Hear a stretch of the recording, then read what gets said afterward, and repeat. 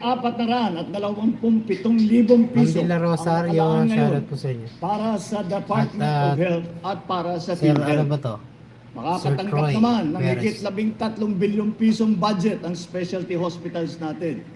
Ito pong mga specialty hospital ay tinutugunan talaga natin dahil nakita natin nung panahon ng COVID, nakita natin na kulang mga specialty hospital andito lamang sa Maynila, nandito lang sa Metro Manila.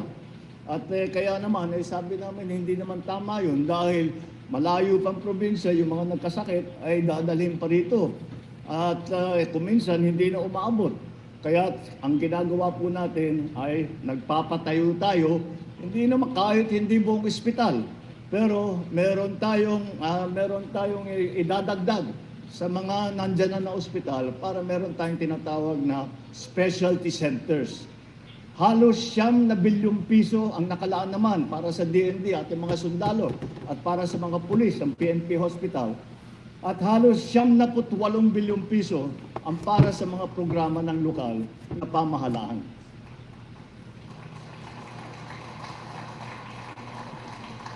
Para naman sa medical scholarship at tuition fee subsidy ng mga estudyante ng mga State University, naglaan din tayo ng higit 1 bilyong piso para tulungan ang ating mga estudyante.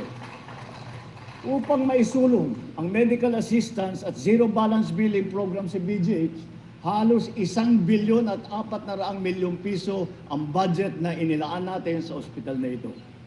Lahat ng ito ay inaasahang magpapabuti ng serbisyong medikal at magpapalakas ng ating health sector.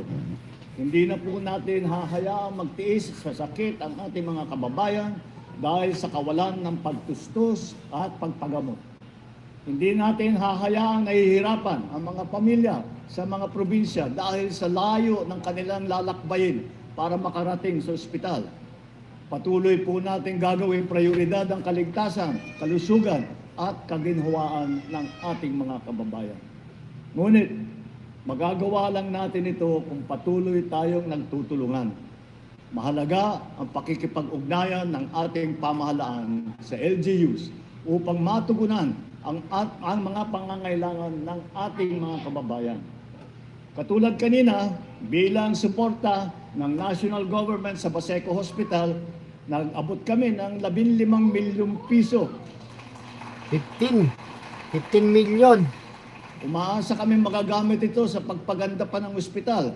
At nabanggit sa akin ni John May, sabi niya, ito yung katumbas nito ay 1 year supply ng mga gamot. So at the very least, 1 year tayong hindi na mag-aalala sa supply ng gamot.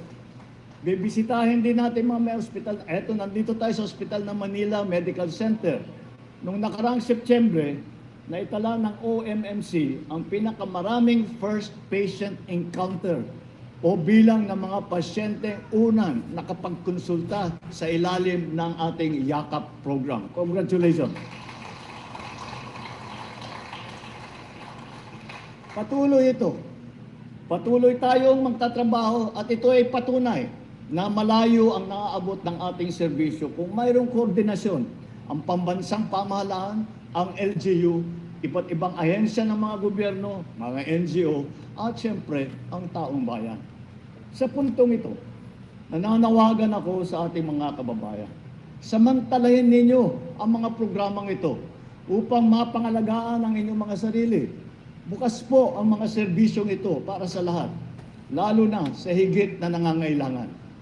Dahil ang kalusugan ninyo patuloy nating tututukan. Sama-sama po natin itaguyod ang isang bagong Pilipinas kung saan ang bawat isa ay kayang mamuhay na may seguridad, magtagumpay sa kanilang layunin at makatulong sa pagpaunlad ng ating minamahal na Pilipinas. Maraming salamat po. Mabuhay po ang bagong Pilipinas. Maraming salamat po, mahal na Pangulo. At ngayon, tinatawagan po natin si Mayor Dumagoso upang tanggapin ang tulong pinansyal para sa pamantasan ng lungsod ng Maynila College of Allied Health Sciences mula sa ating mahal na Pangulo.